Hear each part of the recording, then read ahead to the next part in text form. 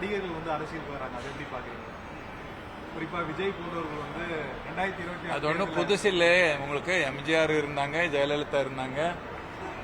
சினிமாவுக்கு தமிழ்நாட்டு ஒரு இதுக்கு தொடர்பு இருக்குது. ஆனால் மக்களுடைய விருப்பம் என்ன பண்ணுறாங்க பார்க்கலாம். 26 யார் சார் வருவாங்க நினைக்கிறீங்க? மக்கள் எதை விரும்புறாங்க? மக்கள் எது விரும்புகிறாங்களோ அது நடக்கட்டும். கிராம உற்சவ நிகழ்ச்சி வந்து விளையாட்டு போட்டி சிறப்பாக நடக்குது. இப்போ ஒடிசியாலையும் சேர்த்து நம்ம பண்றோம். அது மக்கள் எப்படி வரவேற்பு? ரொம்ப பிரமாதமான வரவேற்பு நடந்திருக்குது. நம்ம நோக்கம் இது 26, 27க்குள்ள நாட்டு முழுக்கமா எல்லா ஸ்டேட்லேயும் நடக்கணும்னு நம்ம நோக்கம் இருக்குது. அதுக்கு தேவையான உதவிக்கு பர்மிஷன்ஸ்க்கு எல்லாம் பார்த்துருக்குறோம். இப்போவே 27க்குள்ள கட்டாயமாக ஒரு 20 ஸ்டேட்டுக்கு மேலே கட்டாயமாக இது நடக்கும்னு என்னுடைய நம்பிக்கை இருக்குது.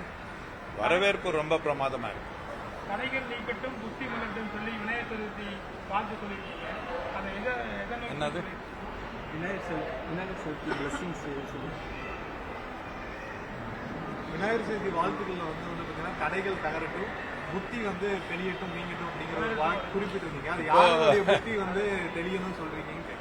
இல்லை, கணபதி என்ன நினைச்சோ வெறும் வயிறு மட்டும் தான் பார்த்தோம். கணபதி அந்த விழான்னா நல்லா வயிறு மட்டும் தான் வளர்த்துக்கணும்னு நினைச்சோம். அவனுக்கு தலை மண்டை இவ்வளோ பெருசாக இருக்குதுன்னு மறந்து போயிடுச்சு நமக்கு. அவ்வளோ பெரிய மண்டை என்னன்னா இதுக்கு பலவிதமான இது இருக்குது. கதை எல்லாமே சொல்லுது. என்னன்னா ரொம்ப அதிசயமான புத்தி, தெளிவான நிலை, சமநிலையான நிலைன்னு. உங்கள் புத்தி கூர்மையாக இருந்து சமநிலையாக இருந்தால் எந்த தடை வந்தாலும் அது தாண்டி போகிற ஒரு சக்தி நமக்கு இருக்குது.